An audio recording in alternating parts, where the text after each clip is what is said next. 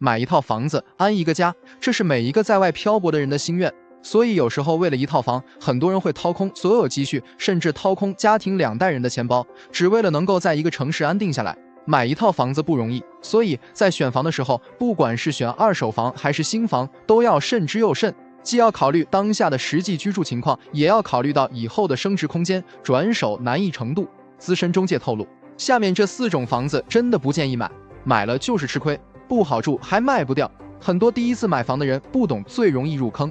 1. 老破大房龄超过15年，房屋面积大于120平方米的房子一般都会称为老破大，这类房子不建议大家入手。除了房龄比较老以外，还有以下缺点： 1. 户型不好，老小区的房子虽然得房率高，但是内部户型结构规划并不是很理想，空间利用率不高，而且多为砖混结构，想重新装修改造格局，还需要做多重加固，比较麻烦。2. 停车困难，老小区基本上没有地下停车位，地上停车位也比较紧张，甚至很多人根本没有固定停车位，每次能不能停车只能靠运气。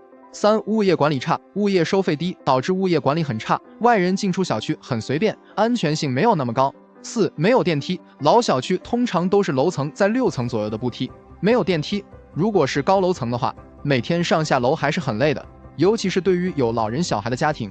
5. 难出手，如果你买老破大是作为过渡房的话，那后期出手很困难，毕竟虽然单价低，但是面积大，总价也高，一般人不会考虑买这种二手房。房产中介小刘介绍说，老破大除非是1楼带院子的户型好卖一些，有些中老年人想买来养老的，其他楼层基本上挂在网站1年半载也很少有人咨询，自己不住了就只能用来出租。2. 法拍房，如果不是内部人员或者对原房主知根知底的人，真的不要轻易去买法拍房。法拍房的价格低于市场价很多，看似是占便宜，实则存在太多风险。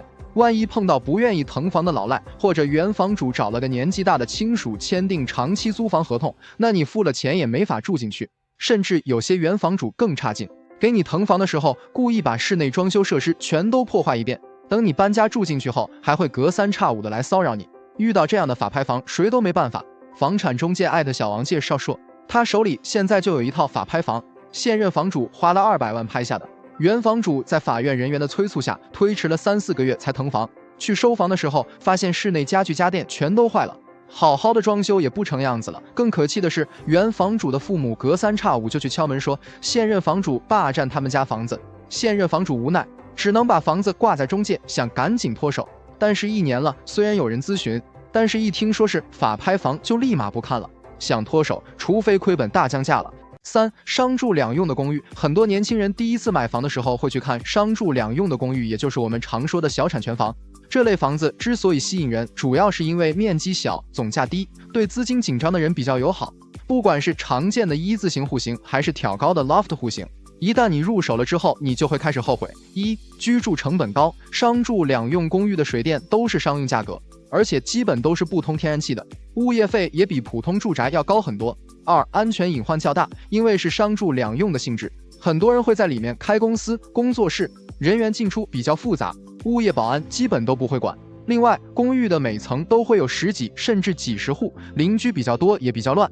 3. 不好出手，这类公寓一般只有40年左右的产权，办不了户口，解决不了上学问题，而且很多还办不了房产证，以后想出手的话很困难。房产中介小张介绍说，一般买这类公寓的大多是想创业的年轻人，居住和办公一体化，也有一部分想投资的，或者是因为限购的。现在很多商住两用的公寓都卖不到一半，新房都卖不动，更别说价格差不多的二手公寓了，不大幅降价根本不可能出手。